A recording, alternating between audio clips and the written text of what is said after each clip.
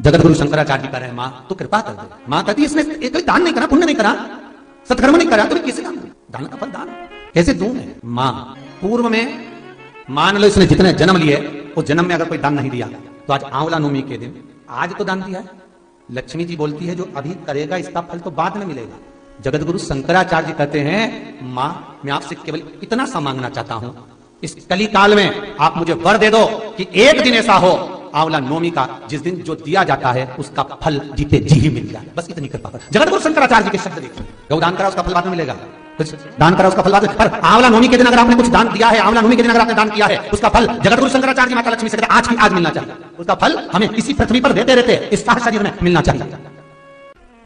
आज ही का दिन हमारा अक्षय नवमी, विष्णु पुराण कहती है, स्कंद पुराण कहती है, मान लो कोई आंवले का पेड़ आपने लगाया, बहुत बड़ा हो गया, उसमें फल नहीं लग रहा है, वो फलित नहीं हो रहा, बहुत बड़ा हो गया, उसमें एक फल नहीं लगा, तो किसी पवित्र नदी का, गंगा, यमुना, सरयू, नर्मदा, छिपरा, मंदाकिनी, गोदावरी, किसी पवित्र नदी का जल आपके पास में हो तो आज आंवला नवमी के दिन जो फल नहीं रहा हो, वृक्ष जिसके अंदर आंवले ना लगते हो, आंवले का वृक्ष बहुत बड़ा हो गया, फलित नहीं हो रहा, आज ही के दिन एक कटोरी में जल लेकर नारायण नारायण और शिव का स्मरण कर पेड़ के नीचे डाल दिया जाता है तो वो पेड़ जो है, वृक्ष जो है वो फलने लगता है, उसमें फल लगना चालू हो जाता है।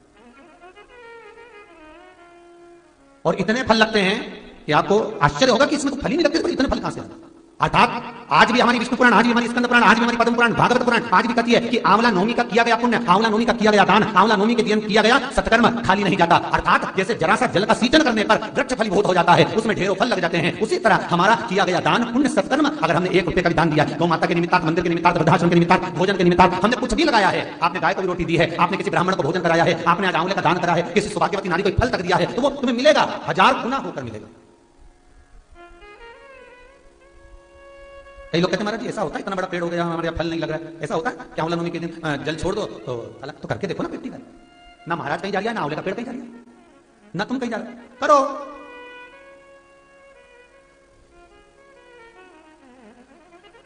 पर विष और आस, जम के बोलो विश्वास, विष को त्याग कर आस पकड़ कर रखना, हो जाएगा।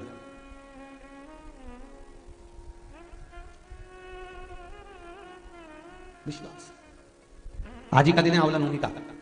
महाराज अगर किसी पंडित ने, किसी ब्राह्मण ने, किसी ज्योतिषाचार्य ने बता दिया कि तुम्हारे बच्चे की उम्र कम है, किसी ने बता दिया कि इसकी अल्पायु है, इसकी उम्र कम है, इसको ये बहुत बड़ी बीमारी होगी और एक्सीडेंट होगा, ये होगा वो होगा, ये वाली अंगूठी पहनो, ये वाला नथ पहनो, ये चीज पहनो, बिल्कुल नहीं, तुम्हारी मर्जी पड़े तो पहनना, लाखों रुपए खर्च करो और मालूम पड़े फल ना मिले तो एक काम जरूर करना, आज के दिन हाथ में कुंकू लगाकर, कुंकू को लगाने के बाद अपनी माता जी से कहकर उस बच्चे के हथेली पर स्वस्तिक बनाकर आंवले के वृक्ष पर छापे 5 लगवा दीजिए। वो बच्चा कभी अल्पायु नहीं मर सकता, उसकी उम्र में वृद्धि होगी, उम्र कम नहीं हो सकती, उम्र बढ़ेगी।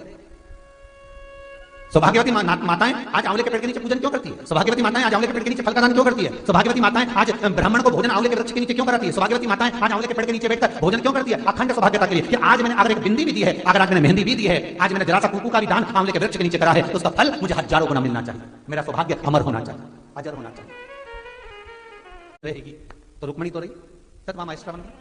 इतना भजन करा गुणवती ने, इतना भजन करा, भजन की प्रबलता इतनी थी कि लाभ पांचम के दिन से जो तप साधना में लगी, 7 नियम जो कार्तिक के थे, दीप लगाना, संयम रखना, विश्वास रखना, भूमि पर सोना, दलहन पदार्थों का त्याग करना, शरीर पर तेल ना लगाना, सात्विक प्रवृत्ति रखना, ये सारे नियम, दीप दान, तुलसी अर्चना सब करा।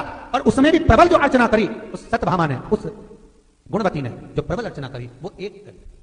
क्या करा उस गुणवती ने? महाराज सूखी हुई तुलसा को घिसकर, आपको पहले भी बताया, हरी चंदन, एक चंदन ऐसा होता है कि कार्तिक महीने में भगवान को लगाया जाता है, जिससे भगवान जीते जी एक बार मनुष्य से मिलते हैं, गले लगाते, हरी चंदन। और वो चंदन बाजार में नहीं मिले, भले लोग हरी चंदन नाम रख देंगे, पर वो चंदन हरी चंदन नहीं। हरी चंदन कैसे बनता है महाराज? हरी चंदन बनाने का नियम, तुलसी जब सूख जाए तो कई लोगों का नियम रहता है, तुलसी सूख जाती है तो मुर्दे के ऊपर जलाने के लिए जाते हैं, कई लोगों को हमने देखा है तुलसी ले जाते हैं, पर वो गलत है। थोड़ा तुलसी की शाख ले गए वो अपनी जगह, पर तुलसी की जो जड़ होती है उसको संभाल कर रखो। कार्तिक के महीने में पानी डालकर, थोड़ी हल्दी डालकर उसको घिसो, जैसे चंदन घिसते हो, उससे लकड़ी के घिसने पर चंदन की उत्पत्ति होगी। वो चंदन ये पचविगन के अंतर्गत कार्तिक में भगवान विष्णु के, नारायण के, कृष्ण के, ठाकुर के, लड्डू गोपाल के, श्री भगवान के मस्तक पर लगाइए, चरणों में भी और मस्तक पर भी वो चंदन लगा, वो हरी चंदन। उसी चंदन को चरण में से लेकर अपने मस्तक पर लगाइए, जीते जी एक बार श्री हरि आपको गले जरूर लगाए, इसको कहते हैं हरी चंदन।